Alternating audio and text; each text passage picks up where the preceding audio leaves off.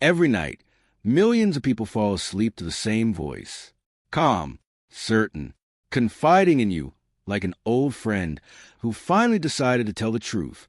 The voice is a name you know, a beloved star, a golden age icon, someone whose face has been smiling at you from movie posters for 70 years. And then it says something you didn't expect.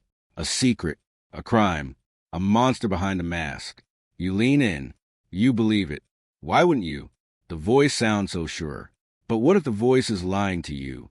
Not embellishing, not exaggerating, manufacturing from nothing a quote that was never spoken, a diary that was never written, a confession that never happened, and hanging it like a noose around the neck of someone who can no longer speak for themselves. This is the story of how that voice works, where it comes from, what it's built to do to your brain in the space of 20 minutes, and why, once you understand the machine behind it, you'll never listen to it the same way again. Start with the bait. A title flashes across your screen, a legendary actor, a list of names, the promise of buried evil. The thumbnail shows a black and white photograph, cracked down the middle like shattered glass, a single red word stamped across a famous face. Somewhere in the algorithm, a decision has already been made, not about what's true, but about what will make you stop scrolling for exactly 3 more seconds. And the fastest way to make someone stop scrolling is to attach horror to a face they already trust. That's the first trick. Borrowed trust. The video doesn't ask you to believe an anonymous claim. It asks you to believe a legend said it. Someone respected, someone who spent a lifetime being seen as decent, principled, above the fray. Wrap an invented accusation in that person's voice, and suddenly the accusation inherits their credibility. You're not being asked to trust a script written by someone you'll never meet. You're being asked to trust a legend. And legends, by definition, don't lie, except in this case. They never said any of it. Not the quiet aside about one star's cruelty. Not the line comparing another to a jailer dressed as an angel. Not the whispered confession about a third. These sentences exist in exactly one place in the world. Inside a script written decades after the speaker's death, engineered to sound like something a wise, world-weary man might say if he had, in fact, said it. He didn't. There is no interview, no memoir, no recording, no citation that survives contact with a real archive. The quotes were built the way a movie set is built. Painted plywood standing in for stone, convincing from the audience's seat. Hollow the moment you walk behind it and put your hand against the wall. Here's where the story gets uncomfortable, because the people these fabricated quotes are hung on are not fictional villains. They're real human beings who lived real lives, made real mistakes, and in some cases suffered real and well-documented pain. Pain that gets weaponized twice over. A child of a famous star may have written an actual memoir about an actual difficult childhood. A son may have spoken on the record, in his own words, about real hardship with his father. Those accounts deserve to be taken seriously, on their own terms, sourced of the people who actually lived them, quoted the way they were actually written. What these manufactured scripts do instead is take a kernel of documented history and bury it under an avalanche of invention. A slap becomes a hospitalization. A rumor becomes a courtroom confession. A whispered suspicion becomes a diary entry quoted word for word, as if someone had the actual physical pages in hand. They didn't. No one did. The diary doesn't exist. The pages were never turned by anyone but a writer trying to hit a word count. Now watch the machine escalate, because a single fabricated quote isn't enough to hold your attention for 22 minutes. It needs momentum. It needs a structure. So it borrows one from the true crime genre. It's impersonating the countdown. Number 1, number 2, number 3, climbing steadily toward a bigger name and a darker accusation. Each entry engineered to feel like the last one was just the warm-up act. This is not how history unfolds. History doesn't rank its horrors for your convenience. Doesn't save its worst revelation for the final act like a season finale. But narrative does, and narrative is what's actually being sold here, dressed in the costume of documentary, wearing its borrowed gravity like a coat 2 sizes too large. Notice, too, how every allegation is coupled with a built-in alibi for why there's no evidence. The studio buried it. The FBI sealed the file. The witness was never identified. The confession was coerced, but somehow still quotable in full, word for word, as though someone had been standing in the interrogation room with a notepad.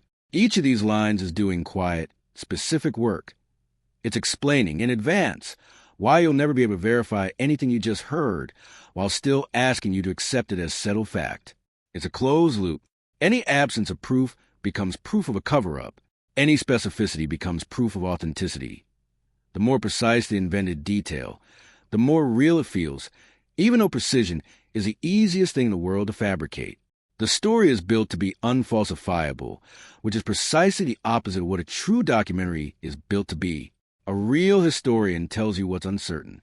This format tells you uncertainty is itself a conspiracy. And then there's the darkest maneuver of all, buried in the middle of the list like something that hopes you won't look at it too closely. Real, named women, some of them minors at the time the events allegedly occurred, placed inside invented scenes of abuse, given invented diary lines, so that a decades-old rumor can be dramatized as if it were a confirmed crime with a paper trail. This is a point where a spooky YouTube video stops being harmless entertainment and becomes something closer to a wound reopened for clicks. A living relative, a surviving family member, someone who loved that person, could stumble onto this video at 2 a.m. and read words attributed to their mother, their sister, their friend, words that were never actually theirs, feelings that were never actually recorded, a version of a private trauma authored entirely by a stranger chasing watch time metrics. That's not storytelling.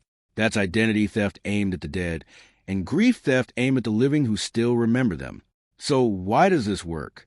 Why do millions of views pile up under videos built this way, night after night, name after name, decade after golden age decade? Because the format has learned something true and slightly frightening about human attention. Certainty is more addictive than nuance. A documentary that says, historians disagree about what really happened here, asks something of you.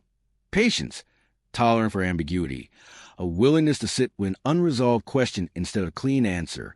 A fabricated expose asks nothing of you except to feel the thrill of being let in on a secret. It flatters you. It tells you that you, personally, scrolling on your couch at midnight, are finally seen behind a curtain that fooled the entire world for 70 years. That feeling is intoxicating, and it doesn't require a single verifiable fact to produce it. The chemistry of the reveal works whether the reveal is true or invented, which is exactly why it's so easy to counterfeit. There's also a business model quietly humming underneath all of this. These channels are frequently run at industrial scale, dozens of near-identical videos, the same narrator voice, the same countdown structure, the same grainy stock photography fading between frames, a different legendary name slotted into the same fabricated quote template, like a mail-merge document. It's not one writer with a personal grudge against Hollywood's golden age. It's a production line, optimized the way any content farm is optimized, for average view duration, for the emotional spike at minute 3 that keeps the algorithm recommending the next video, and the one after that, and the one after that.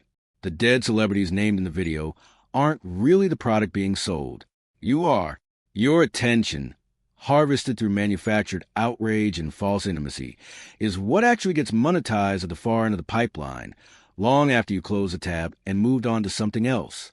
Which brings us to the reveal this story has been building toward. Not a hidden crime, but a hidden method. Once you've seen it, you genuinely cannot unsee it. The next time a warm, authoritative voice tells you that a beloved icon secretly confessed something monstrous to another beloved icon, in a quote that appears in no book, no interview, no archive, no source you can actually go check for yourself. Ask the only question this entire format is engineered to make you forget to ask. Where does this come from? Not, does this sound plausible? Not, does this match the vague memory of a scandal I half remember from somewhere? Where, specifically, does this sentence originate? If the honest answer is nowhere, if the trail runs cold at a script written for a channel that needs 10 more minutes of runway before the next ad break, then you're not watching history. You're watching fiction, wearing history's coat, hoping you're too captivated by the ending to check the label sewn inside it. The real story of Hollywood's golden age doesn't need to be invented to be compelling. It's stranger and sadder and more complicated than any fabricated countdown could ever capture. Real memoirs written by real children of real stars, real court transcripts sitting in real archives, Real interviews given while the person was still alive to stand behind their own words and face the consequences of them. Real contradictions that historians still argue about honestly without ever pretending the argument is settled. That version of the story respects both the people who lived it and the audience trying, in good faith, to understand it. The fabricated version respects neither. It borrows a dead man's reputation to sell you lies about other dead people, and it does it so smoothly, so confidently, in a voice so warm and certain that the only defense left is the one this story just handed you. Know the machine when you see it, and ask where the words really came from before you let them into your head as truth.